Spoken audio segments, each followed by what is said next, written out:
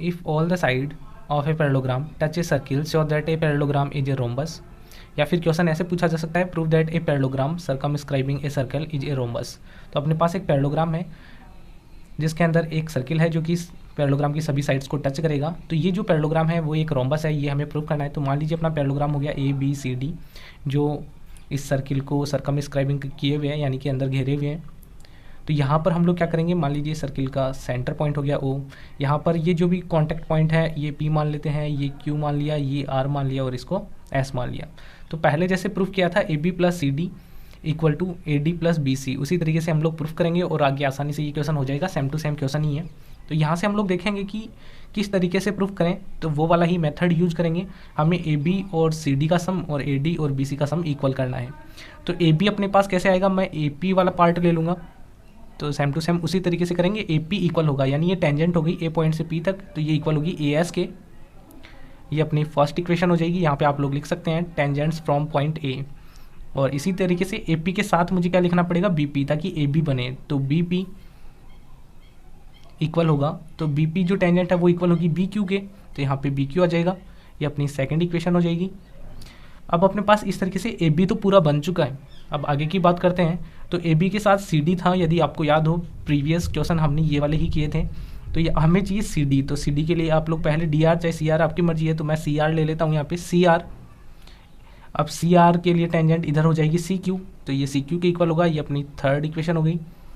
और C are के साथ किसको लेंगे, डी आर को, ताकि सी डी बने, तो डी आर ले रहे हैं और डी आर होगा डी एस के इक्वल, तो ये आ जाएगा डी एस के इक्वल। ये अपनी फोर्थ इक्वेशन हो गई। अब क्या करेंगे, इन सभी का सम कर लेंगे।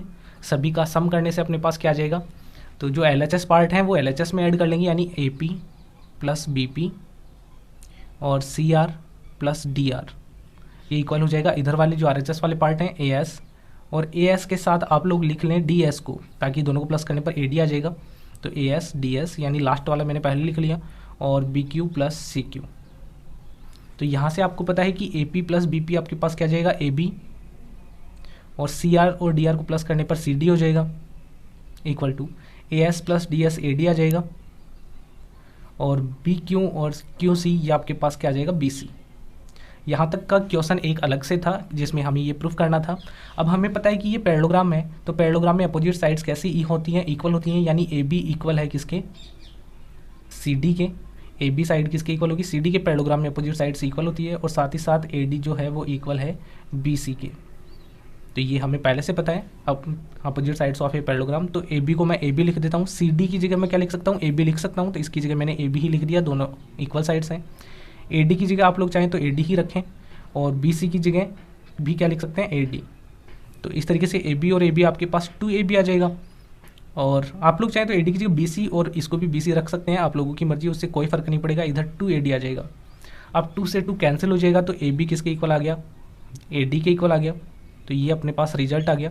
अब आप लोग देखेंगे फिगर के अंदर कि ए बी है वो ए डी के इक्वल है, और ए डी बी सी के इक्वल है, तो सभी साइड्स आपस में क्या हो जाएंगी। तो यहाँ से हम लोग देखेंगे कि ए बी इक्वल है किसके, ए डी के, और ए बी साथ ही साथ सी डी के भी इक्वल है, और ए डी किसके इक्वल है, बी सी के। तो इस तरीके से सभी साइड्स कैसी हो गई, इक्वल हो गई, चारों साइड ही आपस में कैसी हो गई, इक्वल हो गई। और ऐसा पैरेललोग्राम जिसकी सभी साइड्स इक्वल हो जाए वो क्या होगा, एक रोम्बस होगा।